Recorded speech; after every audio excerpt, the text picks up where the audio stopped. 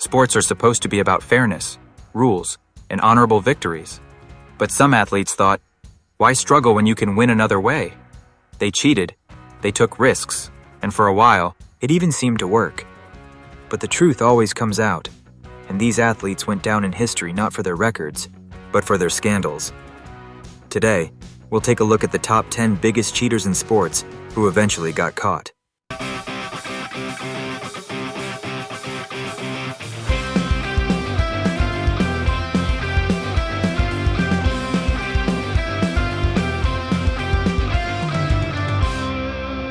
Patrick Reed, the American professional golfer and 2018 Masters champion, has become almost synonymous with the word controversy. Even back in his college days, teammates accused him of occasionally improving his lie or even cheating on scorecards. Because of disputes and suspicions, he even had to transfer from one university to another. The biggest scandal came in December 2019 during the Hero World Challenge in the Bahamas. Reed found himself in a bunker, and TV cameras clearly showed him twice brushing sand away from behind the ball while preparing for his shot. This made the shot much easier, but in golf, any manipulation of the lie before striking is strictly forbidden. Officials quickly gave him a 2-stroke penalty. Reed defended himself, claiming he didn't see the sand and that it was just a camera illusion. But fans and fellow players didn't buy it. Since then, he's picked up nicknames like Captain America or even Shovelry, from shovel, and his reputation has suffered more than any poor shot ever could.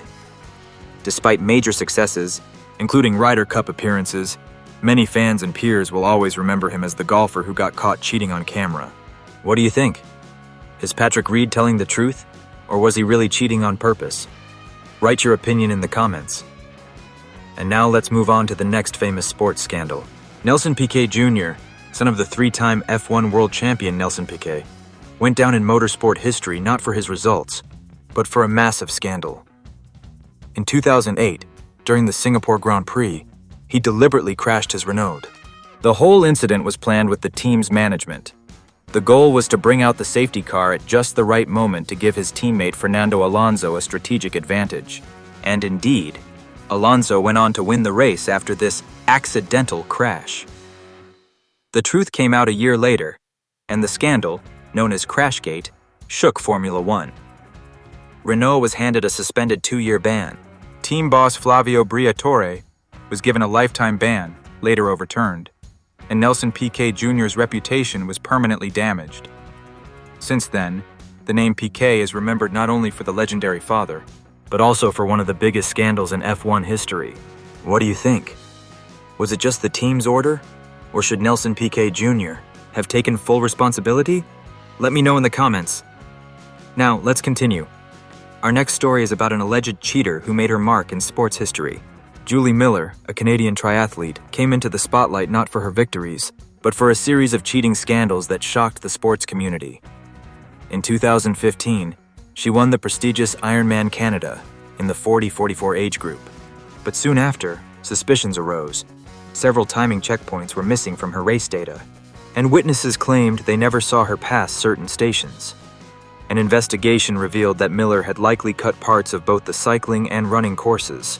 She was disqualified, stripped of her title, and soon after, more irregularities from other races came to light, showing missing splits and impossible times. Her case became a symbol of how far some athletes are willing to go for medals or recognition, and how quickly trust can be destroyed. Today, Julie Miller is remembered more as a cheater than as an athlete. What do you think?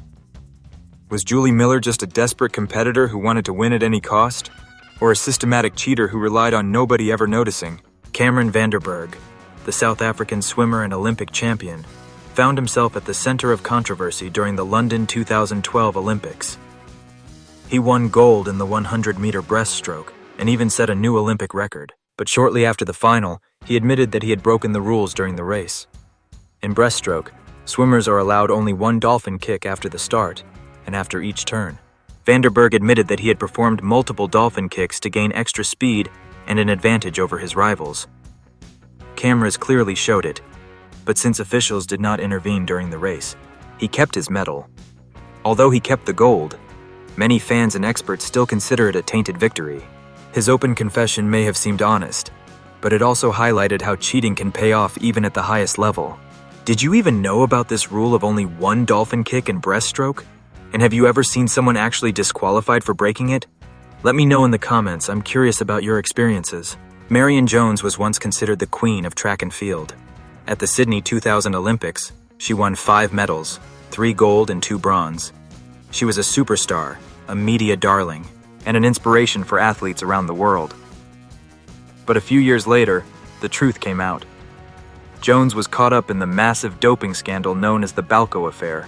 After years of denial, she finally admitted in 2007 that she had used banned substances before the Olympics. All her Sydney medals were stripped, and she even went to prison, not for doping itself, but for perjury and lying during the investigation. Marion Jones went from hero to symbol of how doping can destroy both a career and a reputation. Her fall was all the more dramatic because few athletes at the time were as popular as she was. Do you think athletes take doping intentionally? Or are there times when they don't even know what their coaches or doctors are giving them? Share your opinion in the comments. Even tennis hasn't escaped cheating scandals. Chinese players Wang Xinyu and Yu Xiaodi became the focus of investigations over suspicions of match fixing. Generate by AI. Reports indicated that the results of some of their matches showed unusual betting patterns, a classic sign that a match may have been manipulated in advance. Match fixing is a huge issue in tennis, a sport watched by millions and heavily bet on worldwide. For the players, this meant a loss of trust, investigations, and in some cases, suspensions. Their case shows that cheating in sports isn't just about doping or shortcuts. Sometimes it's about directly manipulating the outcome of the game, which undermines the fairness even more. Do you think Wang and Yu really manipulated the results? Or was it just strange betting coincidences? Share your opinion in the comments. Simon Dyson, an English golfer, found himself in a major scandal in 2013 during the BMW Masters in Shanghai. On the 8th hole, he discreetly lifted his ball marker and pressed it back down into the green, effectively improving his position for the putt. In golf, however, any manipulation of the ball's position or the marker is strictly forbidden. The cameras caught the incident, and after an investigation, Dyson was disqualified from the tournament. The European Tour also handed him a 2-month suspension and a heavy fine. This case showed that even in a sport often considered a gentleman's game built on honesty, there are players who try to cut corners.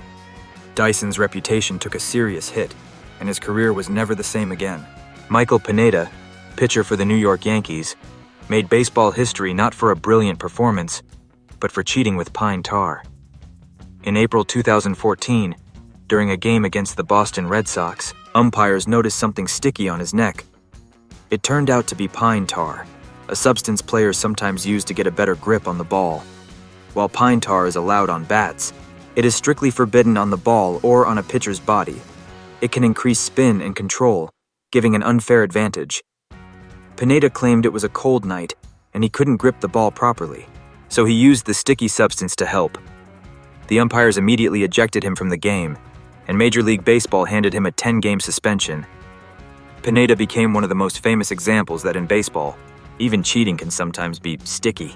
Vincenzo Nibali, the Italian cyclist and 2014 Tour de France champion, is one of the biggest names in modern cycling. But throughout his career, he was never far from suspicion. Although he was never officially caught breaking the rules, he was often linked to doping allegations.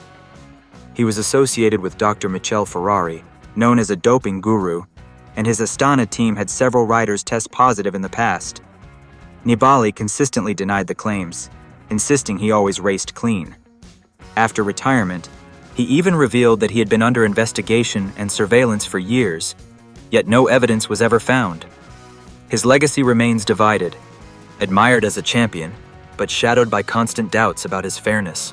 Apart from doping suspicions, Vincenzo Nibali was also caught in another scandal, the so-called sticky bottle.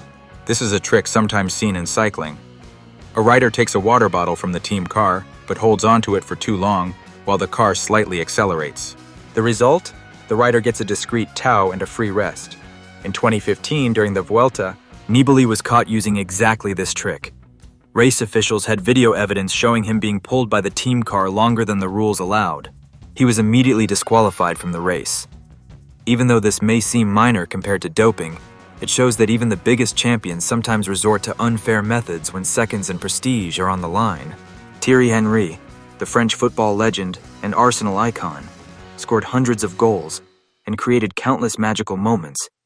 But he will forever be associated with one of football's biggest controversies. In 2009, during a crucial World Cup playoff between France and Ireland, Henry set up William Gallas for the decisive goal. But before the pass, he clearly controlled the ball with his hand. The referee didn't see it. The goal stood, and France went to the World Cup while Ireland was eliminated. Irish fans and players called it the cheat of the century, and to this day it remains a prime example of how a single unnoticed detail can decide the fate of an entire nation. Henry later admitted the handball, but by then the damage was done,